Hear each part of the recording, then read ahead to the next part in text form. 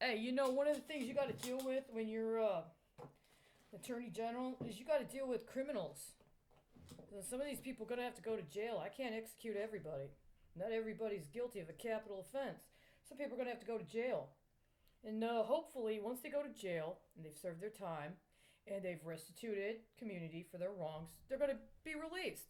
And I've had some problems for a considerable amount of time with the prison work release structure, primarily because of the manners in which prisoners are classified, but also because there is an improper and inappropriate refusal to appropriately distinguish between people that are incarcerated for different reasons.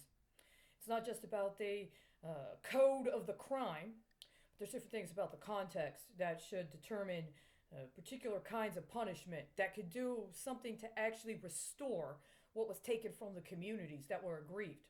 In some cases, the communities that were aggrieved are also the communities that were dispossessed of the person who otherwise would have been a leader in that community, were they not to have been, in some manner, way, shape, or form, the criminal.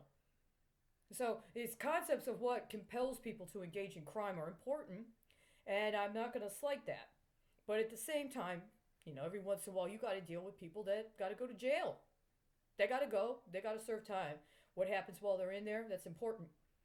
The kind of people that are created to participate in the processes of incarceration are important. The whole situation and spectrum, which is why you shouldn't have people in jail that shouldn't be in jail, and you should have people in jail that should be in jail. And that brings up a couple of things. The first thing I want to start with is an understanding that my person came across a book a while ago. I didn't purchase it. I don't know if I would. The book was about the construction of the facility where they held the Nuremberg trials. They actually physically constructed a very specific kind of facility to prosecute the Nuremberg trials. And the primary architects, the creators of the blueprints, those who designed it, were the American Army Corps of Engineers in conjunction with other people. I saw the book. I saw the layout. I saw some of the specifications.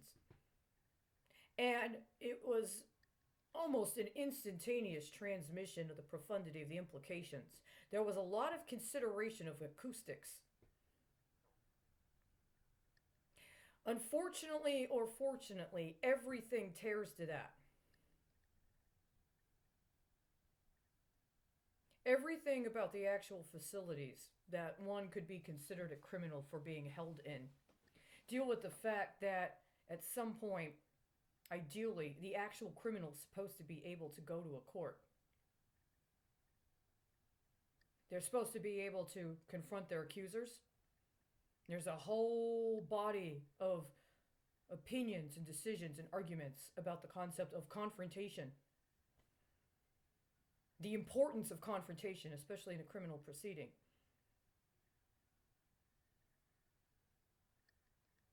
What does it mean to think about things in that manner? It's very profound.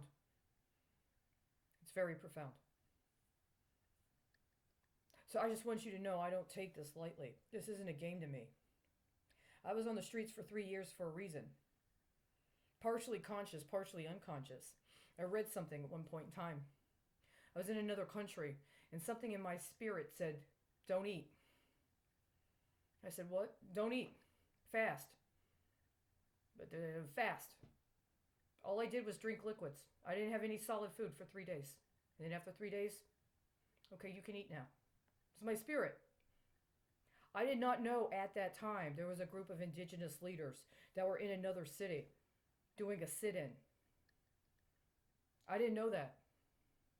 I just knew something in my spirit woke up one morning and said, you need to stop eating. You need to fast. I didn't know what that meant. Sometime later, I read this story.